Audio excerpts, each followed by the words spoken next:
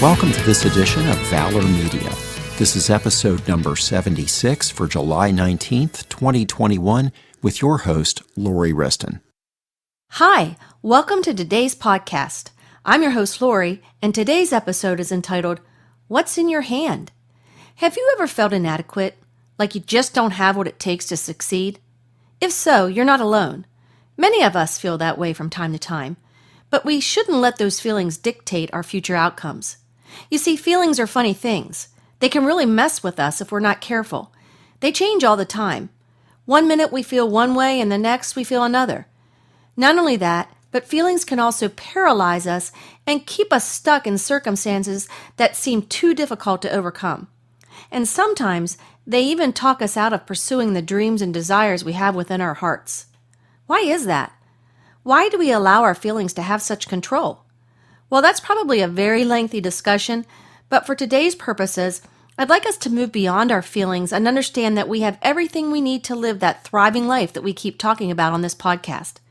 The key, however, is taking what we already have and allowing God to use it to produce tremendous results. You know, I run into people all the time who don't understand how true that really is, and all they see are the obstacles that stand in their way.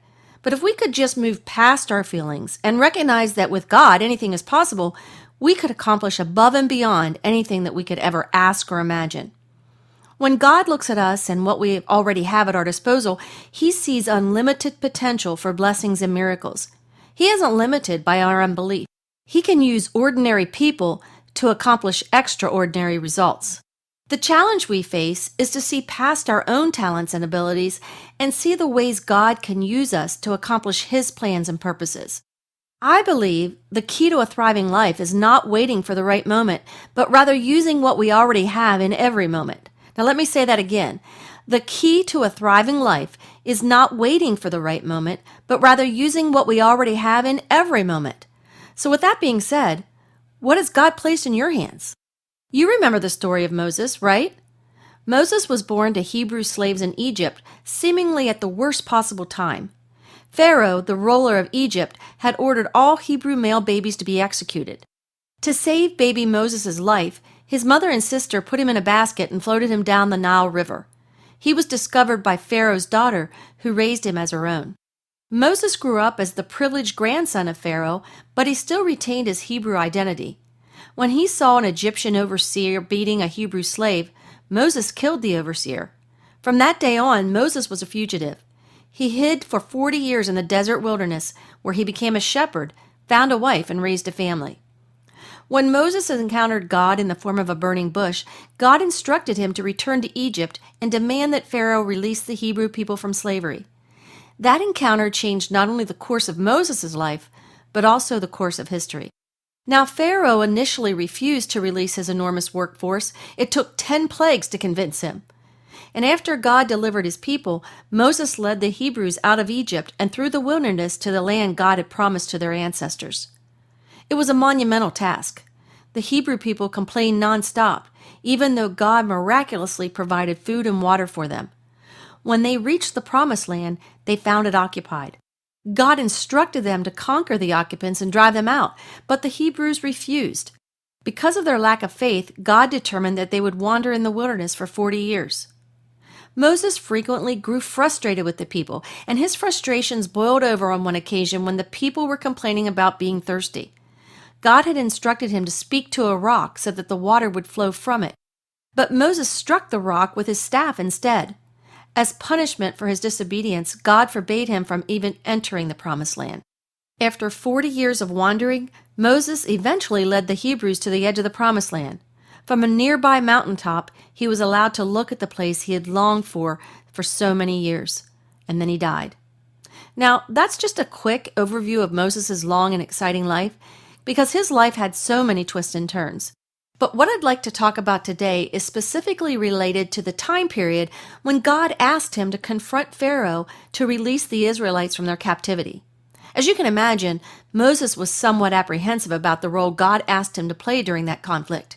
That's because Moses saw himself as a failure, because he had committed murder, and he had been hiding out in the wilderness for some 40 years and had no intentions of returning back to Egypt.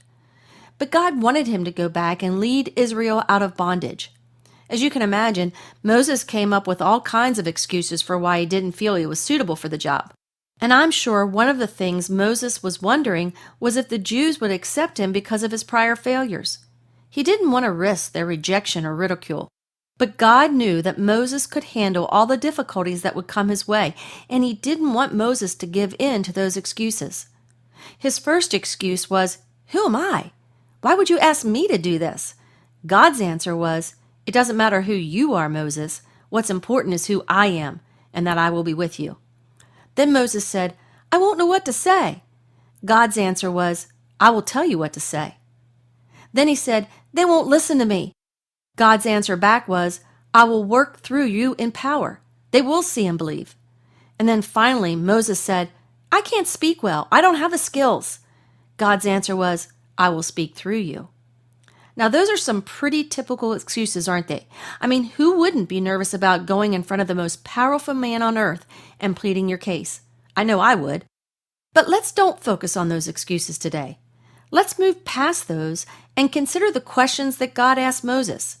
It's the most important question of all. It's found in Exodus 4, verses 2 through 4, and it says, "Then the Lord said to him, 'What is in your hand?' 'A staff,' he replied. The Lord said, 'Throw it on the ground.' Moses threw it on the ground, and it became a snake, and he ran from it.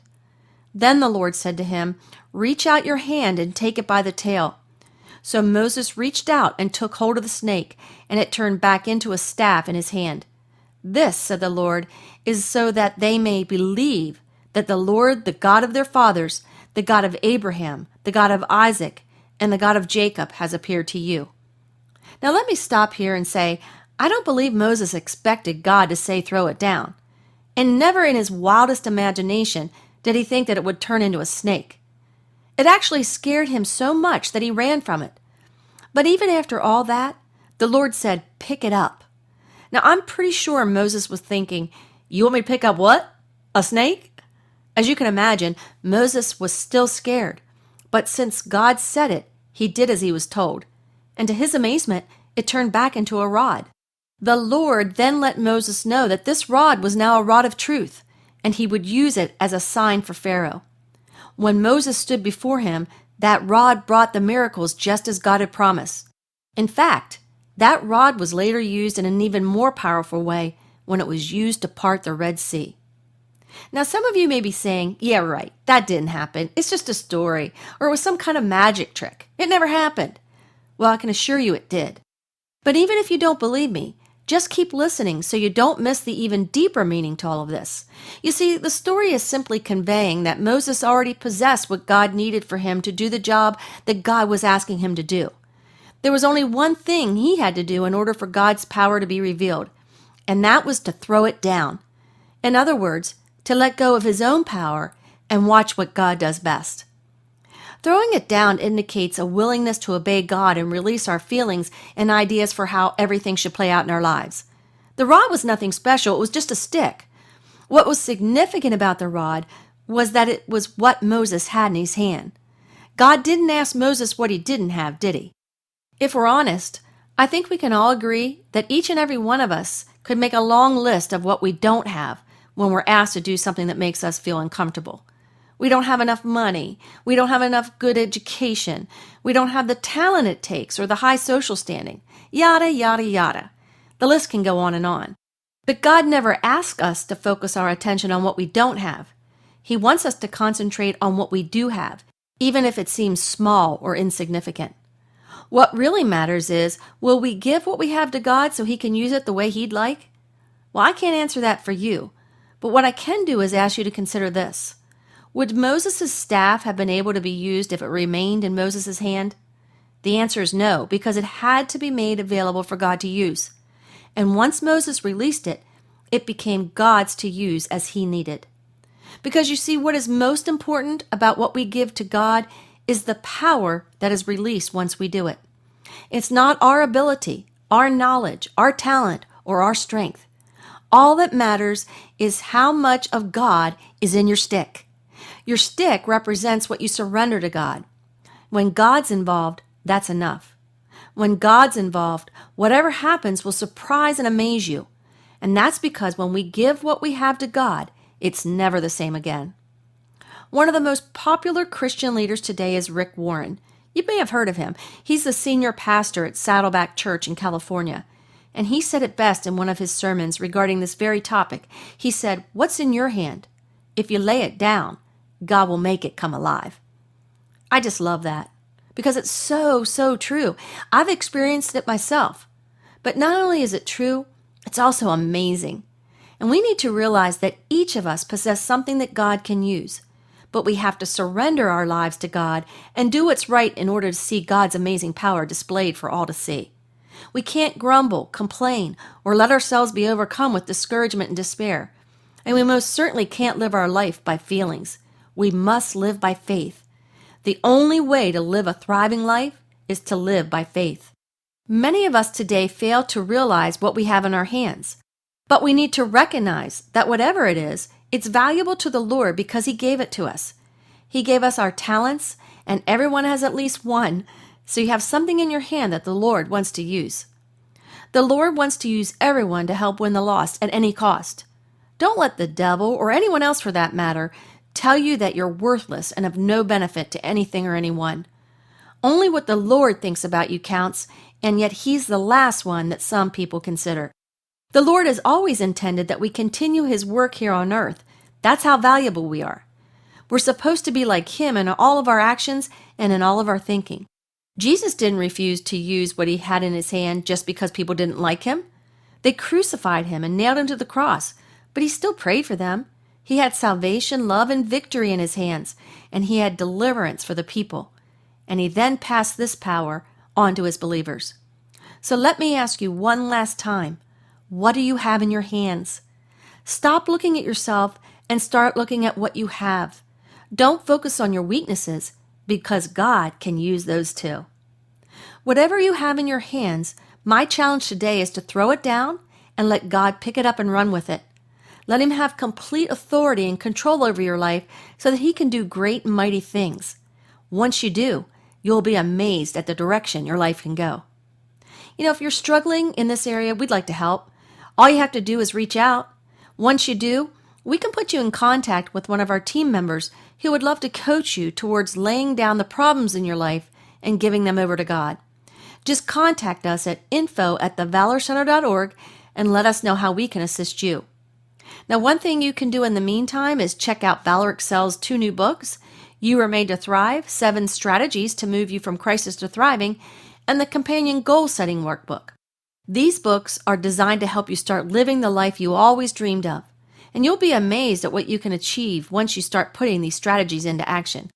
You can find more information or purchase them through Amazon in paperback or Kindle version, or you can also find them on www.valorexcel.com/products. If you want to get up-to-date information about Valor, you can connect with us on our websites at www.thevalorcenter.org or www.valorexcel.com. Or you can find us on Facebook at Valor Ministries or Valor Excel. We'd love to connect with you on social media to inspire you and encourage you on your journey. You can also email us at media@thevalorcenter.org and let us know what topics you'd like us to cover on future podcasts. We want to make sure we're producing content that's relevant to you, so reach out anytime. If this episode's been a blessing to you, would you please like, share, and subscribe to this channel? If you do, don't forget to click that little bell so you'll be alerted to each new episode. You can also financially support us in our efforts. Your generous donations are tax deductible, and they allow us to create even more content designed to help you thrive in both life and business. Visit www.thevalorcenter.org and click on the donate button to give securely online. Or you can send a check or money order to Valor Ministries, 324 East Antietam Street, Suite 104, Hagerstown, Maryland, 21740. I'd like to thank you for spending some time with us today, and I hope you'll come back again for next week's episode. Until then, remember this: you were made to thrive.